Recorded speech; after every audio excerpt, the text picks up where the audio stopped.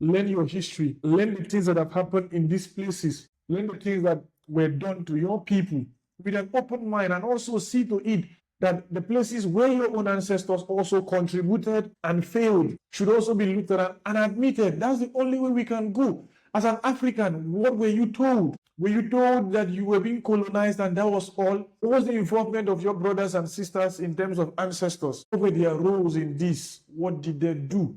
As an Indonesian, what did you do? Or what did your ancestors do in terms of colonialism? As an Indian, what did your own people do to support this barbaric and sad reality?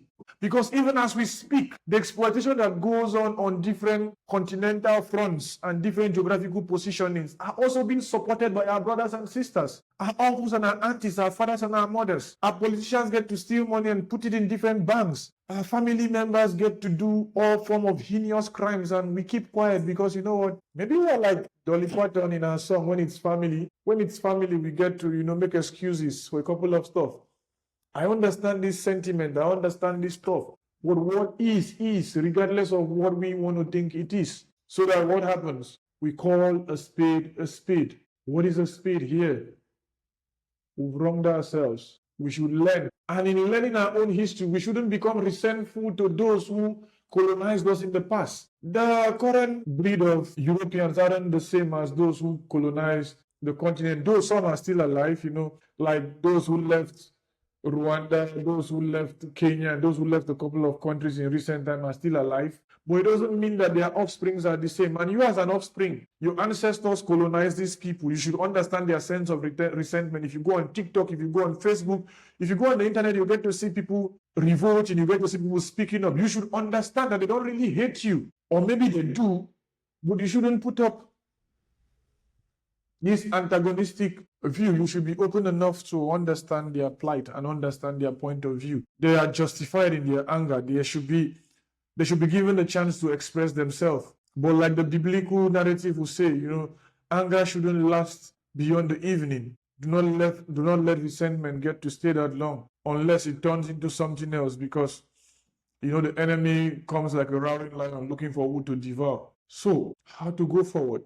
Learn the issues in colonialism, learn the stuff that have happened in your part of the world, learn where your ancestors went wrong, and try to see that you are not the bad person in that particular situation.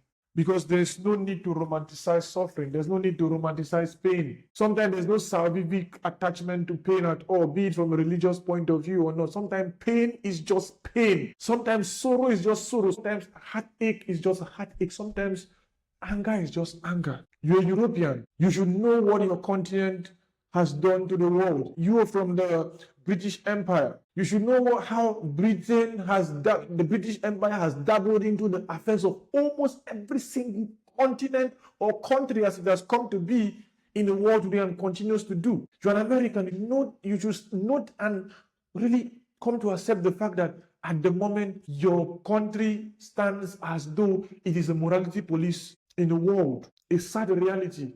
Trying to dabble into the affairs of almost every country and trying to see to it that it keeps every country in shape. Meanwhile, it is living a depressing life and a depressing form of capitalism and a depressing kind of stuff, But this is a conversation for another day.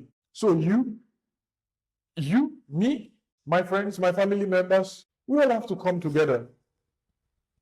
We all have to learn from the likes of Mahatma Gandhi. We all have to learn from the likes of Nelson Mandela's sense of reconciliation. We all have to learn from the philosophies of the likes of Malcolm X, the likes of Martin Luther King Jr. These are people who stood for a whole lot of things. There are more persons out there who stood for different stuff.